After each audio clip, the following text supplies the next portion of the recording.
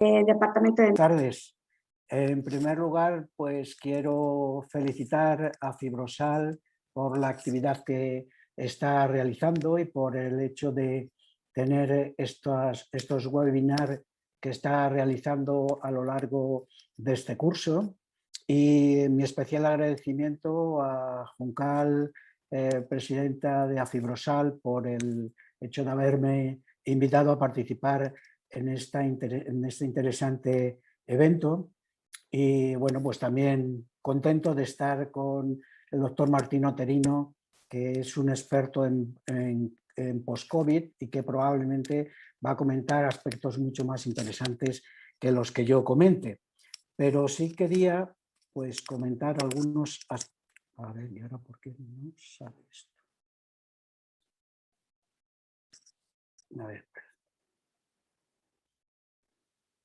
A ver, no puedo. Ahora ya sí. Bueno, una de las cosas que la fibromialgia, que es el tema al que yo me voy a dedicar estos minutos. Posteriormente, el doctor Martín Otterino hablará del síndrome de fatiga crónica. Y la fibromialgia está encuadrada dentro de los denominados dolores crónicos. Dolor crónico que recientemente la OMS está clasificando como un grupo de enfermedades que nos va a permitir homogeneizar un poquito la situación que hay de los diversos dolores crónicos, que como veis aquí, cada uno de estos circulitos en verde que tenemos, pues corresponde a uno de los dolores crónicos. Los hay oncológicos, los hay posquirúrgicos, neuropáticos, y hay un grupo que es del dolor crónico primario, es decir, en el que no se sabe cuál es la causa. En los otros hay una causa evidente que hace que los consideremos como un dolor relacionado con su causa. En el caso de los primarios no hay una evidencia de la causa y aquí se engloba la fibromialgia. O que entre estos dolores crónicos y esta imagen que ya es muy característica de lo que representa este dolor crónico y difuso que aparece en el aparato locomotor y que corresponde a la fibromialgia, pues sabemos y hemos comentado ya muchas veces que se trata de un problema, de un síndrome de sensibilización central, como todos los dolores crónicos, en los que la alteración inicial que puede producirse por cualquier tipo de dolor, en el caso de la fibromialgia no hay causa para ello, existe una repercusión importante de las vías de este dolor sobre las vías dolorosas que llevan al sistema nervioso central, de ahí lo de sensibilización central, que hace que las circunstancias cambien, ¿no? Que se entre en un bucle en el que el dolor que está generado en los tejidos periféricos, que no se sabe muy bien cuál es la causa, pero sí que hay una disminución del umbral doloroso. Cuando se cronifica el dolor, cuando pasa un tiempo, pues existe la aparición de un bucle de generación del dolor. De modo que el dolor en los tejidos periféricos llega al sistema nervioso central, pero existe un bucle en el que el propio sistema nervioso genera más dolor, y entrando en ese bucle es una circunstancia en la que nos encontramos con muy difícil posibilidades de tratamiento por el momento.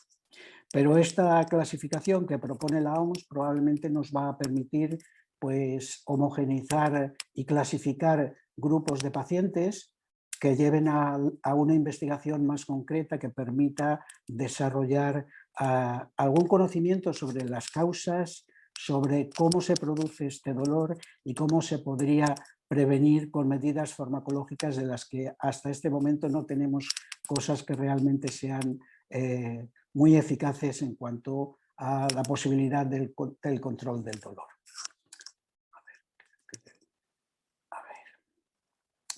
La fibromialgia sabemos que es un problema de dolor, sabéis que es un problema de dolor difuso y que se acompaña de otras manifestaciones que complican mucho la situación. Aparece una fatiga, un cansancio que a veces llega a ser producir una discapacidad importante, y alteraciones del sueño con una pérdida del sueño y dificultades para para conseguir ese sueño y también para tener un sueño reparador que hace que todo esto sea enormemente complejo desde el punto de vista clínico y especialmente para las personas que lo sufren, con un deterioro importante de lo que es la calidad de vida. Y en esto no os estoy contando nada nuevo porque lo conocéis y lo estáis viviendo en el día a día. Bueno, este dolor crónico que comentábamos, que es este bucle que hay entre el sistema nervioso central y los tejidos periféricos, en esta cronificación del dolor y las alteraciones que el propio sistema nervioso va a producir sobre el dolor, se complica, como decimos, con la aparición de esta fatiga, con la aparición de este insomnio y muchas veces está asociado a trastornos emocionales como es la depresión. Pero sí que una de las cosas que vemos en la clínica es que a veces hay confusión en lo que es este tipo de dolor y el dolor musculoesquelético que viene de otro origen, que como veis forma parte también de los tipos de dolores crónicos, y en el que nos encontramos pues, problemas lumbares o problemas de tendinopatías, contracturas musculares, artrosis, problemas de metatarsalgia, que a veces se confunden y que son difíciles de poder separar, ¿no? Aunque algunos de vosotros sí que sois capaces de distinguirlo, ¿no? En la consulta de ayer por la mañana tuve una paciente que me comentaba que distinguía perfectamente lo que eran sus dolores articulares de artrosis de los dolores de su fibromialgia. Yo creo que esto es importante de relacionarlo y de distinguirlo porque los objetivos terapéuticos que nos vamos a plantear son diferentes en uno y en otro. El tema del que vamos a hablar hoy es el tema de fibromialgia en la era COVID y voy a comentaros algunos aspectos de lo que es la situación del paciente con fibromialgia que tiene una infección por COVID y el paciente con fibromialgia que tiene un COVID persistente, ¿no? Del que bueno, es experto el doctor Martín Oterino, que nos comentará cosas muy interesantes que nos servirá para aprender a todos. Pero es uno de los problemas que más se han planteado, que planteáis en la consulta cuando os vemos, es si la fibromialgia supone un aumento del riesgo para la infección por COVID. No tenemos datos, pero en general las enfermedades reumáticas tienen quizá un poquito más de prevalencia de la infección en relación con lo que es la población que no tiene estas enfermedades.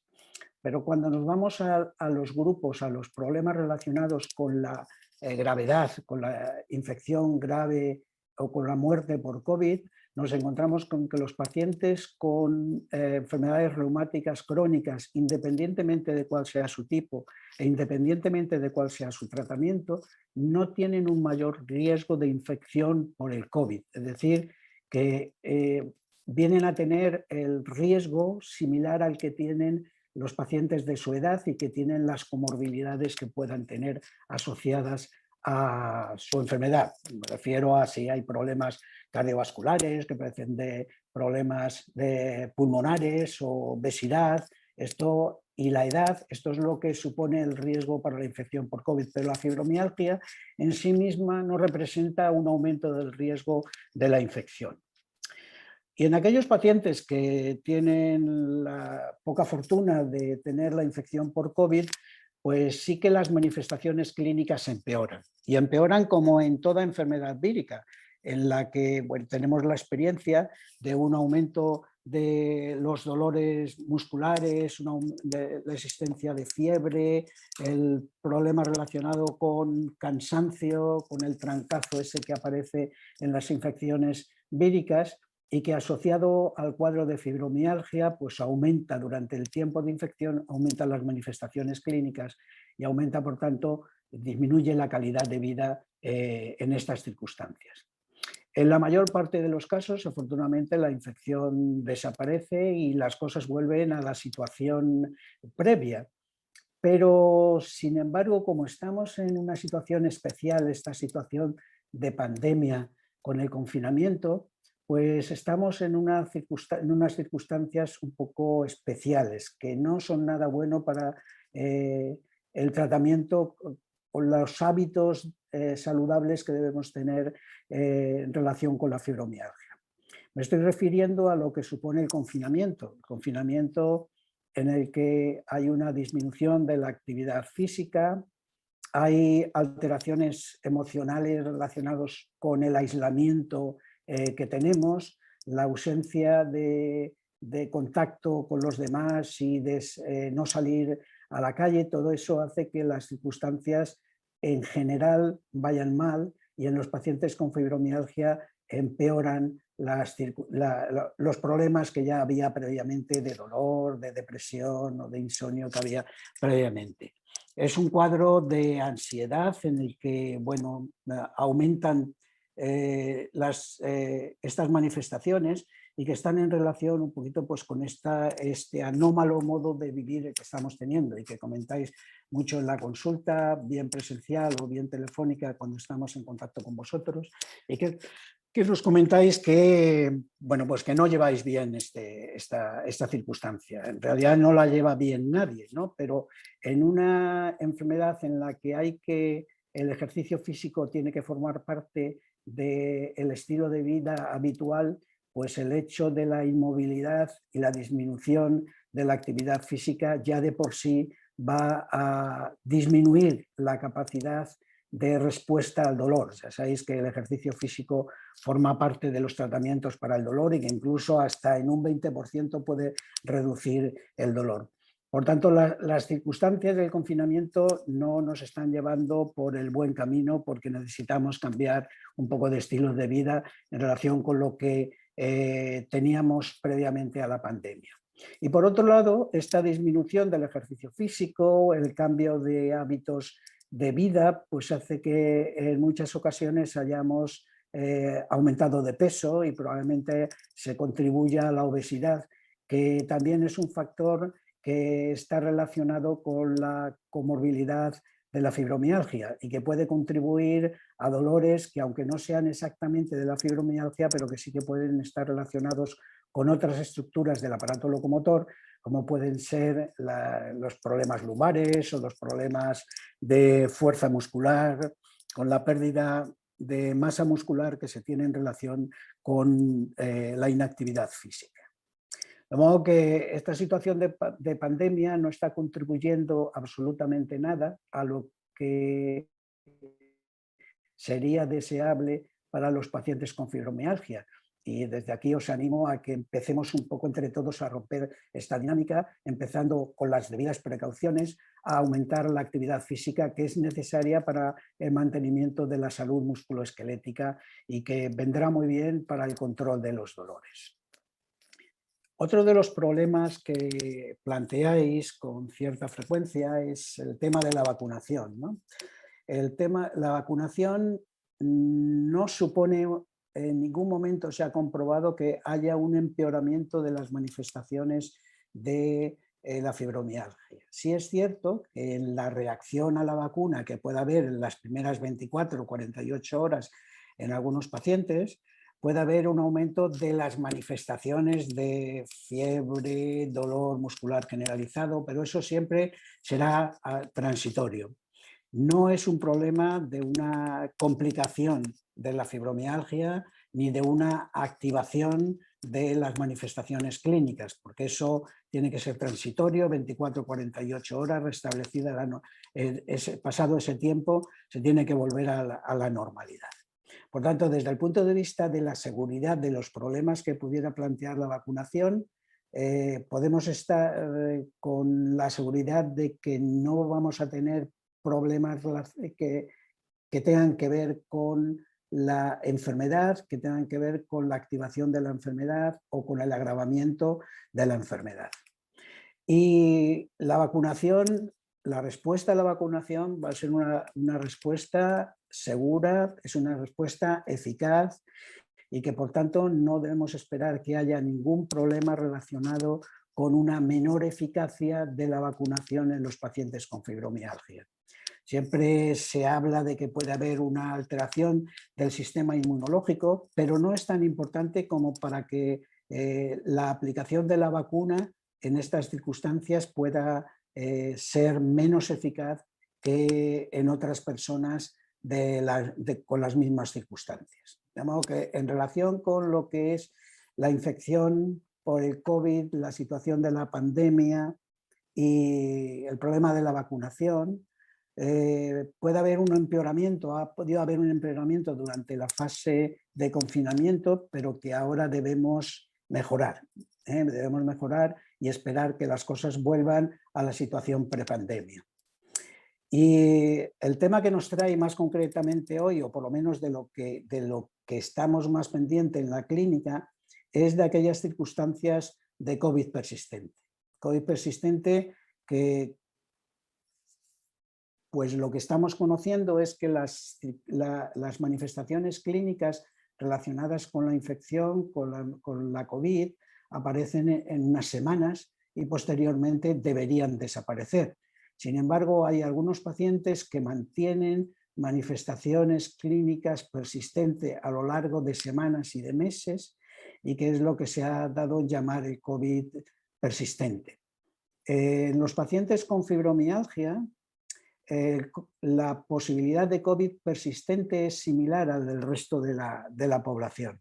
Por lo menos no hay datos de que haya más problemática de aumento de dolores o de persistencia de dolores. Pero sí, después de la enfermedad, pues nos podemos encontrar con que hay manifestaciones que se mantienen en distintas áreas de la salud. Y uno de los aspectos que están más relacionados o más con el área de la reumatología es la existencia de, sobre todo, el síndrome de fatiga crónica, que puede empezar después del COVID con una astenia persistente, y la aparición de dolores que pues, hacen que pueda aparecer manifestaciones similares a la fibromialgia en algunos pacientes que previamente no tenían fibromialgia. Si esto va a ser algo crónico y persistente durante mucho tiempo o va a haber una recuperación, todavía lo desconocemos, porque el tiempo que llevamos de evolución no nos da para poder hacer especulaciones sobre cuál va a ser el futuro. Pero sí que, como veis en este esquema, que pretende resumir los problemas relacionados con la COVID persistente, veis que aquí en esta zona, si sale la flechita, aquí, veis que aquí en esta zona sí que están los pacientes con manifestaciones clínicas similares o relacionadas con el síndrome de fatiga crónica y con la fibromialgia. Pero veis que el espectro de posibilidades de manifestaciones clínicas es importante. Lo que en estos pacientes nos encontramos es que algunos de ellos que no tenían manifestaciones previas tienen, a partir de la infección por COVID, un cuadro de astenia persistente, de fatiga persistente y también de dolor articular persistente o de dolor muscular persistente. El primero de ellos pues se parece a lo que es el síndrome de fatiga crónica, y el doctor Otterino nos comentará con detalle sobre el tema. En el caso de la fibromialgia, pues sería más relacionado con el dolor articular y con el dolor muscular, que pueden aparecer solos o combinados en algunos de los pacientes, y que podría ser semejante a lo que es la fibromialgia. Me refiero a pacientes que no habían tenido estas manifestaciones previamente, pero que a partir de la infección la mantienen durante meses. Uno de los problemas que está derivado de esta patología, de este conjunto de manifestaciones, es la discapacidad que producen.